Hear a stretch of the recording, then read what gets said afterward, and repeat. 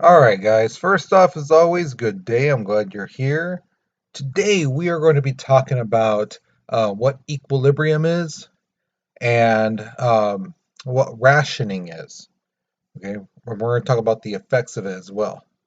So let's go ahead and go on to the objectives. So here are the objective. We're going to analyze what an equilibrium is. We're going to examine how rationalizing, how that works.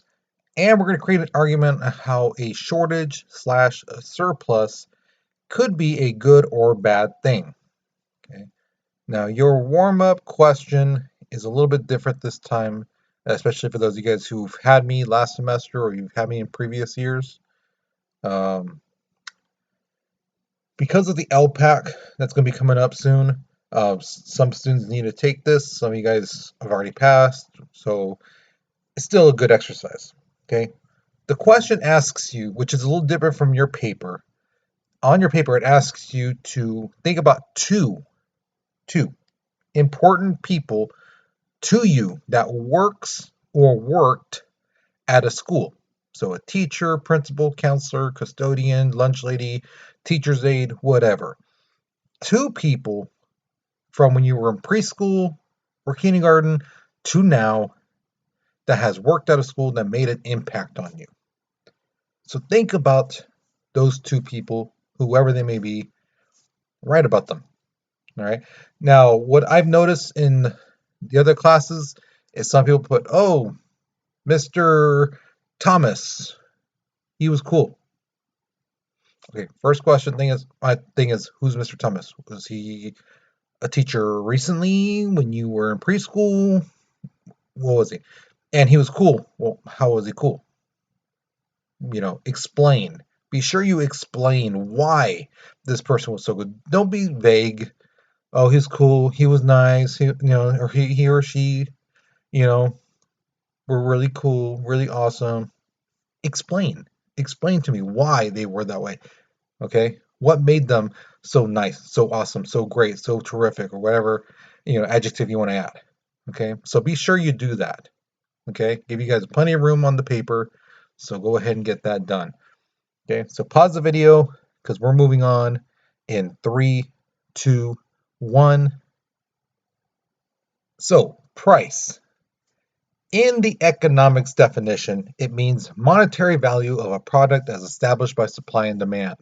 Okay, this is going to be a little refresher from last semester. So if you were here, this should ring some bells. If this is your first lesson in economics, this is a little fun stuff that it's proven time and time again to be true. When the price of something goes up, the people making it tend to want to make more. So let's say this little pop figure right here, right? Let's say it sells for $5,000. The people making this thing are going to want to make a lot more, right? Especially if it's selling for $5,000, right? Now, you and me, the average consumer, we may not see this little thing and go, you know what, I want to spend $5,000 on this. Chances are we're not. So we're not going to buy it, okay? We're not going to buy, if any, you know. Same thing on the flip side. When prices are really low, let's say this little thing cost, let's say, I don't know, just throw a number there, $5 to make, right? Everything, the labor, the materials, the box, all that stuff. Let's say it all costs $5 to make this little bobblehead. If they're selling it for $1, is the company really going to make a whole bunch of these? No, right? Because it costs $5, but they're selling it for only one. So they're not going to make many. Now, you and me as the buyer, when prices are really low, like dirt low, we're going to want more. It's just how we are. We want to buy things at a cheap price. The cheaper, the better. Even if we don't need it, it's cheap, you know, so we might buy it, give it as a present to somebody, or, who knows in the future if we're going to need it. So that's the thing with human nature. We buy when it's low. When it goes too high, we don't buy any. Okay. Now, in a competitive market economy, prices are neutral. Okay, they don't favor a producer or consumer. So let's say we're going to say every hamburger place is selling their hamburgers for $2, right? With that in mind, typically what would happen is every place would get about the same number of people. Okay, it doesn't favor anyone. No one is getting ahead of another person. But here's the trick thing. If I was to tell you your options are Sonic's or Burger King, you might tend to pick one over the other. Why? Because now we're talking about taste. Now you're like, oh, you know what? Sonic Burger does taste a little bit better than Burger King, or vice versa. You're like, Burger King burger tastes better than Sonic's. So that's where we include taste. That's where one side gets favored more than the other, is when taste is involved. But if you just said $2 hamburgers all the way around for everywhere, it would be neutral. But when you include taste and you limit, that's when one side tends to get an advantage. Now, where is price found? It's found when both producers and consumers find that happy medium. All right, so if you look at the supply, the line for supply, the line for demand, where they cross in that middle part, that's the happy medium. Okay, and we're gonna get more into this in a little bit. So here's the other thing too. In a market economy, prices are flexible. Okay, because the thing is, sometimes some things don't sell that well, or because of something that might happen, the price might go high, but then it might adjust later on. So some of these unforeseen events could be things like natural disasters. I don't know if you know this or not, but what's happening in Texas right now, they're having blizzards and the roads are full of ice and things like that. So anything traveling through Texas, whether it's the item you just ordered on Amazon, if you ordered something and it it's going shipping through Texas, it might take a while now to get here. So there's that. The other thing, war. War is a big one. When war happens, typically production comes to a halt. You know, the things that we as luxuries tend to stop being made, and sometimes companies shift their focus on making things for war. The other thing, deterioration. Things break down. When you buy something from the first day, it doesn't stay that way years and years and years on end, right? It chips, it breaks down, it doesn't work as well as it used to, whatever the thing may be. It happens. That's natural. Okay. Now, again, with deterioration, you might be like, well, I need a new thing. Well, here's the thing. When you bought something, chances are the price has changed. It typically has gone higher, not lower. But if that's the case, if it did get higher, we, in a market economy, we can adjust our spending and our consumptions accordingly. No one says we have to get this brand name cereal. Maybe if our money is kind of tight, we can buy cheaper versions of it. Same thing with like medication and food, drinks, clothing, things like that. We can buy a cheaper version. We can adjust our income, our spending. Now, here's the thing. If you've ever seen a show like The Walking Dead, or if you watch like World War Z, or any type of apocalyptic scenario, you might see the people saying, okay, we only have this much food. We need to say this is how much food you can get today, tomorrow, things like that. That's called rationing. Okay.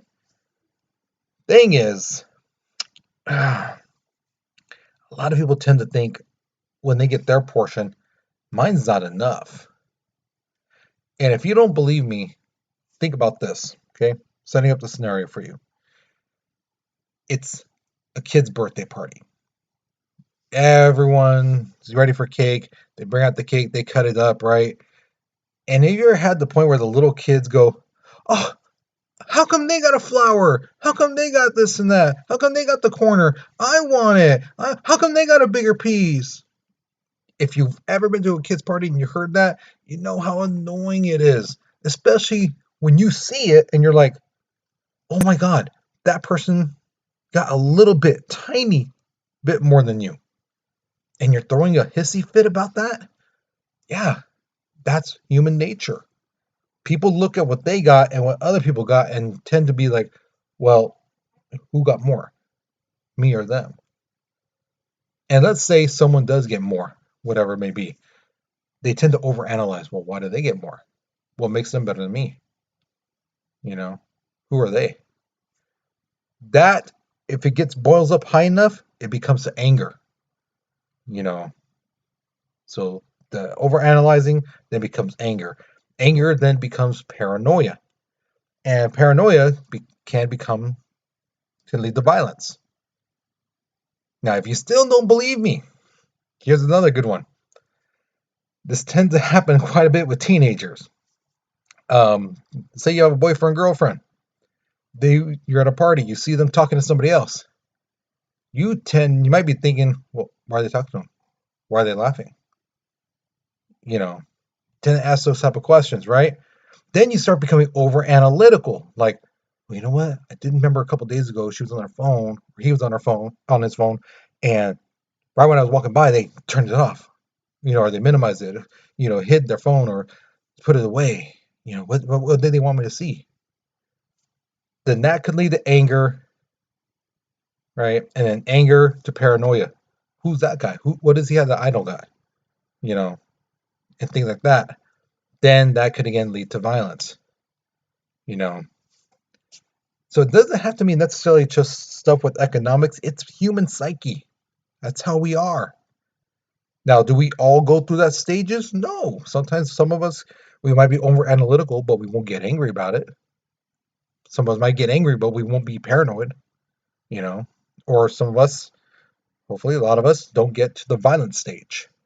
Okay? It's part of human nature. And I'm sure you're probably thinking, like a lot of students in class did, what does this have to do with economics? Remember, guys, like I told you from the very first day, economics is not just about money. It's about studying people. Why do we make decisions? Why do we do this or that? And part of that is understanding the knowledge and the psyche of the mind of a person. And this is one of those things. Okay. So the other thing about rationing, it reduces a person's incentive to work and produce. Because if everyone's getting the same, people tend to be like, well, why should I be working harder if I'm getting the same as everyone else? So here's your first question. If you're given the same amount of money as everyone else at a job, would you be willing to work twice as hard as your coworkers? Why or why not? Okay, so really think about it. You're at a job, you got hired, same thing with everyone else, right? You're starting off, and after a week or so, you start to realize some people don't work as hard, but you're all getting paid the same.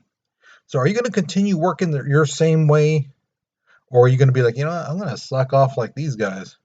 We're all getting paid the same, so why am I doing more work? So which one would you more likely be? Okay. Again, this is you, about you. Okay, so don't be vague. Pick one side or the other and explain why. Okay. So pause the video because we're moving on in 3, 2, 1. So the next thing is the economic model, which is a set assumptions that can be listed in a table, illustration, a graph, or even stated alphabetically. That would be the picture up on top. Now, why are graphs like this so important? Because the thing is, they help analysis basically look at how people are behaving and predict outcomes for businesses.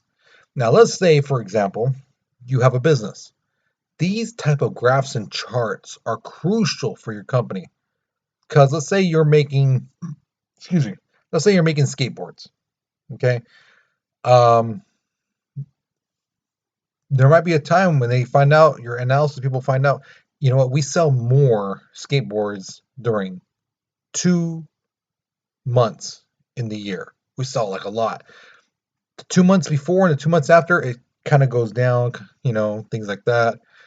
We don't sell that much, the rest of the year. You can use that information to be like, okay, well, maybe during this time when the sales are really low, we should do like promotions and sales and see what happens there. Will we sell more? Will it sell no less? Or what's going to happen? That's the kind of stuff they use that information for. The other thing is market equilibrium, which is a situation in which prices are relatively stable and the quantity of goods or services supplied is equal to the quantity demanded. This is known again as the happy medium. Does this happen in business? Yes. Does it happen a lot? No. A lot of times, a business doesn't get the exact number of products that people want and what they supplied. Okay. Um, the Microsoft people who make the Xboxes, they don't know to make exactly 8,754,222 Xboxes because that's exactly how many numbers are going to be sold. They don't know that. So what a lot of companies tend to do is make more of a product than less. Okay? But does it happen sometimes where they make the exact same number that's going to be sold?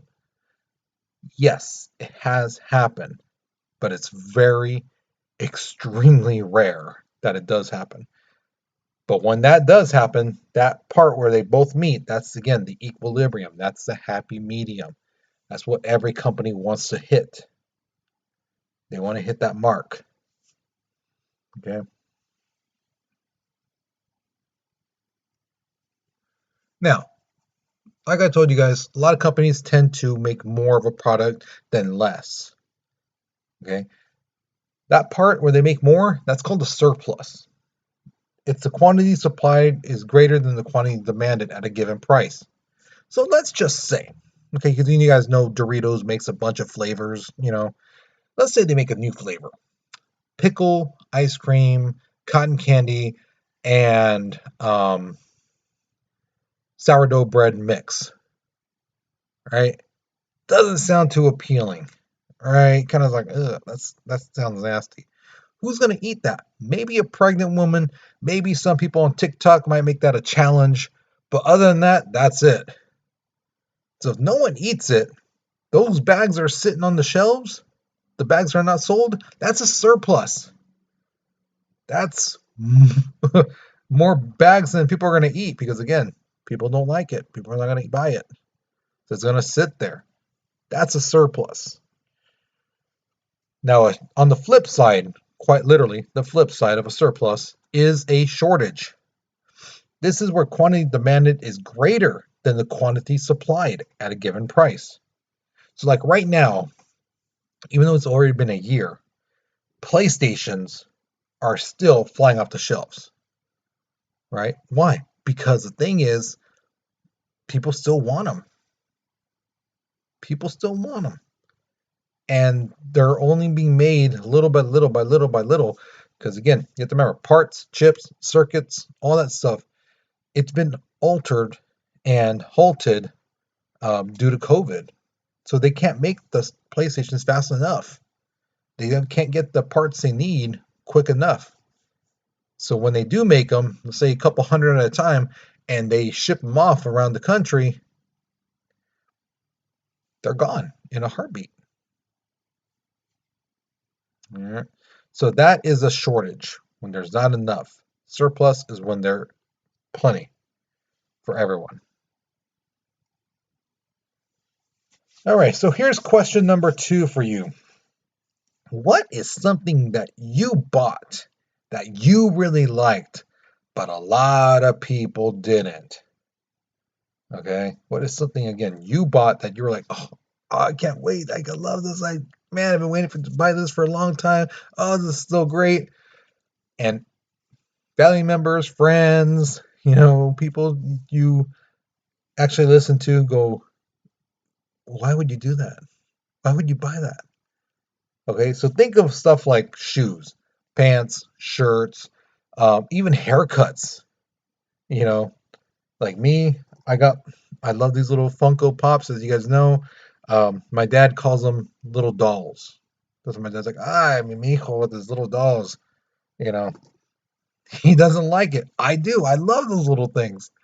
So, okay, so take a minute, think to yourself, what is something, it could be any time from now to when you were younger, something you really wanted, you got, and you're so happy to get it, but other people were like, that just looks wrong, it just looks hideous.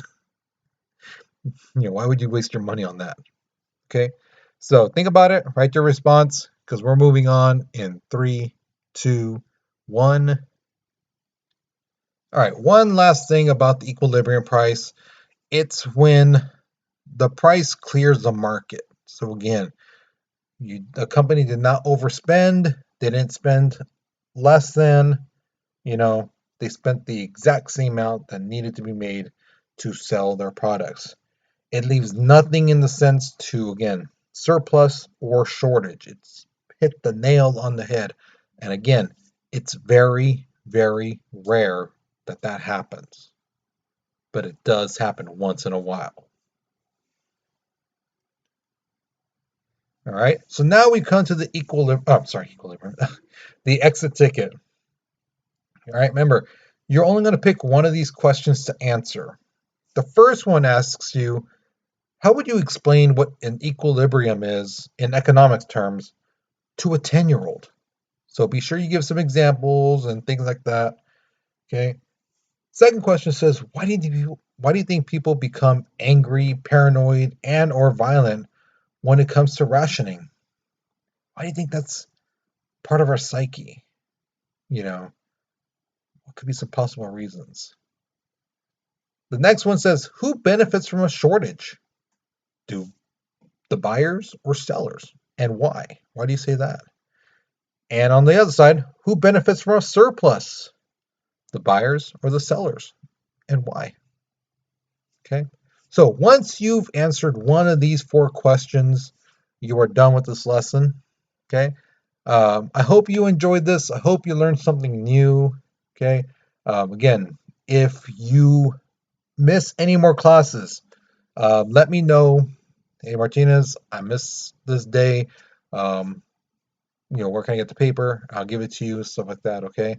Also, too, if you are a person who continuously misses days and things like that, um, I was recently told that we are going to be going towards Google Classroom again. So getting a paper copy of this might not be feasible. I think more likely by next month. So be prepared for that. Okay, that all this stuff will be on Google Classroom. Okay, so with that being said, you guys take care and you be safe. Okay.